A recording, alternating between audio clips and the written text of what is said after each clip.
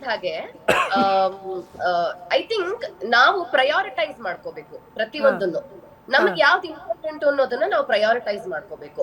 ಅದನ್ನ ಬಿಟ್ಬಿಟ್ಟು ನೀವು ವೃತ್ತಿನೇ ಏ ದೂಷಿಸ್ಬಿಟ್ರೆ ಹೆಂಗೆ? ಇಲ್ಲ ಮೇಡಮ್, ನಮ್ಗೆ ವೃತ್ತಿ ಬಗ್ಗೆ ನಾನು ಇವಾಗ ಹೇಳಿಲ್ಲ.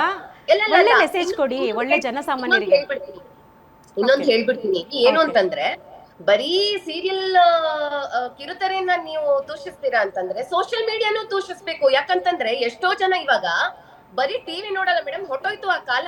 ಆ ಕಾಲ ತುಂಬಾ ಕಮ್ಮಿ ಆಗ್ಬಿಟ್ಟಿದೆ ಇವಾಗ. ಆದ್ರೆ ಈಗ ಸೋಷಿಯಲ್ ಫೋನ್ 24 ಗಂಟೆ ಕೈಯಲ್ಲಿ ಫೋನ್ ಇಟ್ಕೊಂಡಿರ್ತಾರೆ. ಅದಕ್ಕೇನ್ ಹೇಳ್ತೀರಾ ನೀವು? ಹೌದು ಮೇಡಮ್, ನಿಜ. ಫೋನ್ ಬಂದ್ಮೇಲೆ ಎಲ್ಲ ಹಾಳಾಗ್ತಾ ಇರೋದು. ಫೋನ್ ಇಲ್ದಾಗ ಎಲ್ಲರೂ ಬರೀ ಚೆನ್ನಾಗಿದ್ರು. serial ಇಂದ ನಾವ್ ಹೇಳ್ತಾ ಇರೋದು ಇಷ್ಟೇ ಹೌದು. ಈಗ ಆ ನಿಜ ಜೀವನದಲ್ಲೂ ಒಬ್ರು ಒಳ್ಳೆಯವ್ರು ಇರ್ತಾರೆ, ಒಬ್ರು ಕೆಟ್ಟವ್ರು ಕೆಟ್ಟವ್ರು. ಇರ್ತಾರೆ. ಇವಾಗ ನಾವು ಯಾವ್ದನ್ನ ಫೀಡ್ ಮಾಡ್ತೀವಿ ಅನ್ನೋದು ತುಂಬಾ ಇಂಪಾರ್ಟೆಂಟ್ ಆಗುತ್ತೆ. ಇವಾಗ ನಾವು ಕೆಟ್ಟದ್ದನ್ನ ಫೀಡ್ ಮಾಡ್ತೀವ ಅಥವಾ ಒಳ್ಳೇದನ್ನ ಫೀಡ್ ಮಾಡ್ತೀವ ಅನ್ನೋದು ತುಂಬಾ ಮುಖ್ಯ ಆಗುತ್ತೆ.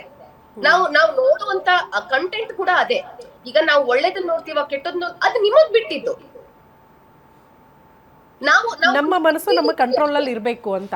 ಓಕೆ ಓಕೆ, ಹಾ ಎಕ್ಸಾಕ್ಟ್ಲಿ ಅಮೃತ ಅವರು ನೀವು ಹೇಳಿದ ಮಾತು ಹೌದು. ಯಾಕಂದ್ರೆ ಎಲ್ಲರ ಕೈಯಲ್ಲಿ ಮೊಬೈಲ್ ಇದೆ, ಸೋಷಿಯಲ್ ಮೀಡಿಯಾಗಳಿದೆ, ಅಲ್ಲೂ ಕೂಡ ಕೆಟ್ಟದ್ದು ಒಳ್ಳೇದು ಎಲ್ಲ ಕೂಡ ಬರ್ತಾ ಇದೆ.